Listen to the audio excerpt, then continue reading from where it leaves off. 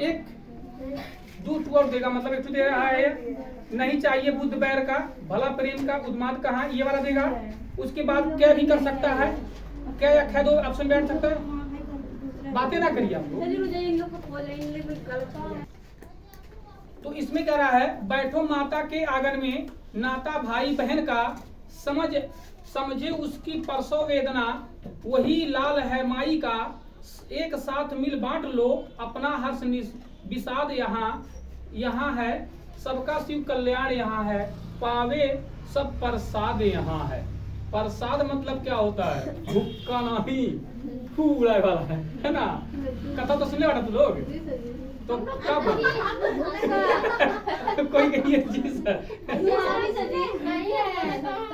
अच्छा सुनते हो, मतलब जैसे मेन पात्र तो मम्मी पापा रहते हैं, लेकिन आप लोग भी बैठ के सुनते हो, ठीक है ना। तो प्रसाद मिलता है, क्या मिलता है, तो प्रसाद मिल, यहाँ से प्रसाद मिल भुक्का नहीं है, प्रसाद मिल होता है प्रसिद्धि। यहाँ पर जो बताया जा रहा है प्रसाद मिल क्या होता है, प्रसिद्धि। क्या होना है, प्रसिद्धि, मतलब उनके नाम का प्रसाद लेना, या प्रसाद मतलब होता है प्रसिद्ध हो जाना। आगे यहाँ पर बता भी रहा है, प्रस्तुत पंक्तियों के माध्यम से कभी यहाँ भारत माता के निवास करने वाले लोगों को कहता है कि हे मेरे मित्रों या भाइयों, आइए माँ के इस पवित्र सदन में बैठिए। मतलब मैं वही बोला अभी दूसरे सर में मैं बता रहा था आप लोग को कि इसमें आपको ऐसे ही लिखना है जैसे मैं बोल रहा था, अभी बोला हूँ दूसरे वाले में कि मैं बोला हूँ कि हम सभी, मैथिली सेनगुप्त जी का कहना है कि हम सब भारतवासी एक हैं।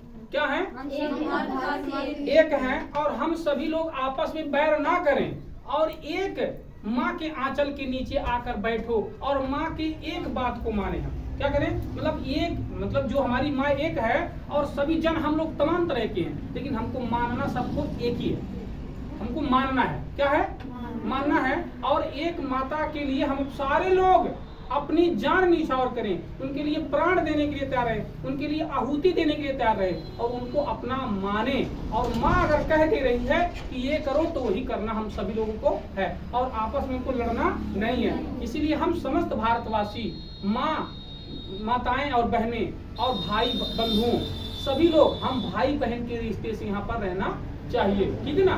भाई बहन के रिश्ते से हमको सभी लोग को यहाँ पर रहना चाहिए। वही कह रहा लेखक कि हम सब लोग माँ, आइए हम लोग का है माता के आंगन में बैठे। आंगन मीन्स होता है कि जिस तरह से एक छोटा सा बच्चा होता है माँ के आंचल में जा करके दुबक करके दूध पीता है, ठीक उसी तरह से इस भारत माता के आंचल में हम पूरे देश के, चाहे हिंदू हो, मुस्लिम हो, सिख हो, जैन हो, पारसी हो, बौद्ध, यहूदी हो, कोई भी हो, ठीक है ना, सारे लोग एक ही धर्म, एक ही धरती पर वास करते हैं। ठीक उसी तरह से हम सभी लोगों को मानवता के अंदर में रहना चाहिए और मानवता को पवित्र मानना चाहिए, और पवित्रता ही मानवता का असली धर्म है। इसलिए सभी जन को एक होना चाहिए और हम एक भारत माता के आंगन में बैठ करके अपनी चर्चा करना चाहिए, यानी एकता बनाए रखना चाहिए। लेखक का कहना है क्या, यही चीज को लिखना जो मैं आप लोग को बोल रहा हूँ। क्या लिखना है, बोलना। अगर इस परिभाषा को लिखेंगे तो आप लोग लिख नहीं पाएंगे, याद भी नहीं होगा। जो मैं बोल रहा हूँ आप लोग इस तरह से बना के लिखेंगे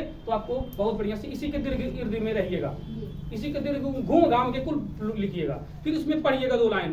कह रहा है समझे उसकी परसों वेदना। अब परसों माने का होता है दर्द, दर्द, वेदना माने होता पीड़ा, दर्द और पीड़ा को समझें।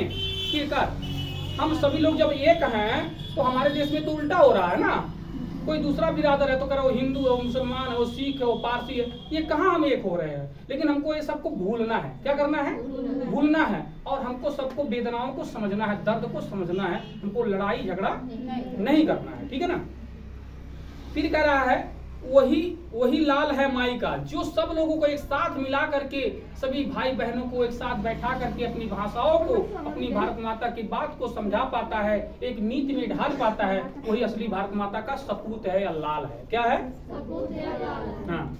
कह रहा है एक साथ मिल बांट लो अपना हर्ष विषाद, यहाँ एक साथ मिलकर बांट लो। ऐसा नहीं है कि कोई 5 रोटी लाया तो कोई अधिया पाए कोई अक्को ना पाए, ऐसा नहीं होना चाहिए। ये कह रहा है कि सब लोग अपने में मिल बांट करके रहो और मिल बांट के खाओ, झगड़ा झंझट ना करो, ठीक है ना।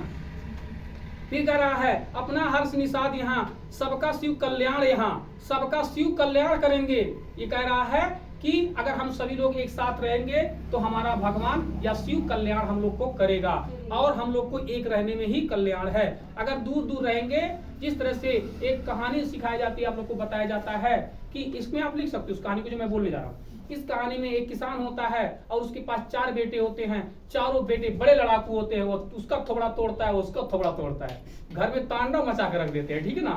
वो बेटा से परेशान हो जाता है, बाप सभी लोग को बुलाता है और बोलता है बेटा तुम लोग लड़ाई मत करो, लेकिन वो मानने वाले नहीं होते हैं। लास्ट स्टेज में जब बाप चला जाता है तो सभी बेटों को बुला करके लाता है और एक एक स्टिक देता है, छड़ी देता है और कहता है इसको तोड़।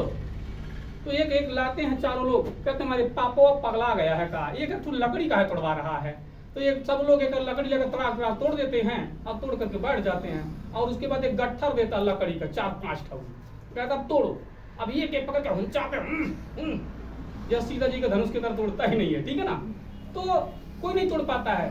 तो बाप समझाता है कि बेटा जरा से तुमने एक लकड़ी को, अकेले था, सिंगल था, उसको तोड़ दिया आसानी से, और इस गट्ठर को तोड़ने में तुम्हारी सारी शरीर का एनर्जी खत्म हो जा रही है। उस तरह से एक रहो, और हम एक रहेंगे तो हमको कोई तोड़ नहीं सकता है। इसलिए मैथिली शरण गुप्त जी का कहना है कि हम सब लोग भारत माता के एक संतान हैं।